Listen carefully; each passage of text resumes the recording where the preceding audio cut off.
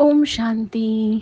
आज बाबा की फ्राइडे की मुरली में बाबा ने सबसे पहली बात बताई है कि जैसे ना कई फीमेल्स होती हैं जिनको ज्ञान सुनने या उस रास्ते पर चलने के लिए बहुत रोका जाता है। इनफैक्ट शुरुआत में जब ब्रह्मा कुमारी संस्था शुरू हुई और आज तक भी आप सभी कोई ना कहीं से सुनते ही रहते होंगे कि यहाँ जो जाते हैं उनका घर छुड़ा दिया जाता है। मतलब ऐसे बहुत सारी अफवाहें या भाई बहन बना देते हैं यहाँ। तो ऐसा बहुत अफवाहों की वजह से अभी तक भी ऐसा होता है कि उनको टॉर्चर किया जाता है, कि वायलेंस होता है उनके ऊपर, कि मारेंगे, रोकेंगे, कि तुम्हें नहीं जाना।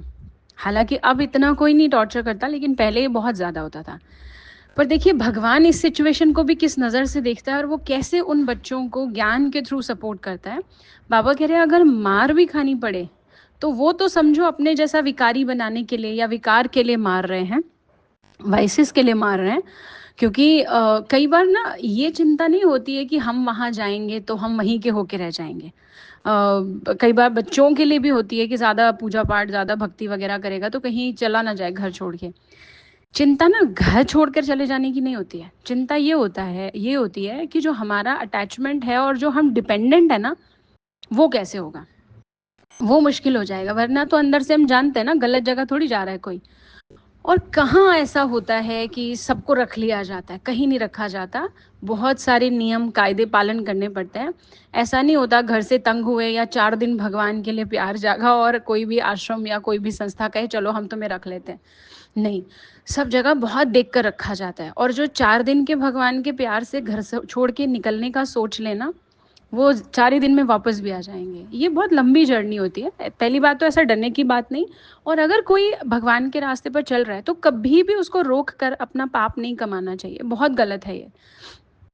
क्योंकि क्या होता है, अच्छा रोकने का तरीका ऐसा नहीं कि मारा जाए, ऐसा कुछ बोला जाए, लड़ा जाए, नहीं। कई बार ना बहुत चालाकी से, प्यार प्यार से बहलाकर, फुसलाकर, अपनी कुछ इमोशनल बातें रख करके रोकने की कोशिश की जाती है।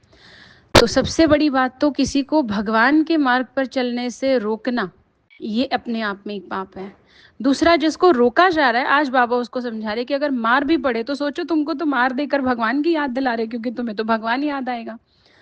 तो बाबा उस सिचुएशन को भी कितना अच्छा कनेक्ट कर रहे हैं ज्ञान के आधार से, ताकि कोई भी आत्मा दुखी ना हो और उन लोगों के लिए गलत ना सोचे जो ऐसा टॉर्चर करते हैं या रोकते हैं कि देखो ये कितने खराब हैं। बाबा कह रहे हैं नहीं, सोचो ना, वो तुम्हें याद दिला रहे हैं, भगवान को याद करो, इसलिए मार पड़ रही है, तो कितनी अच्छी बात है।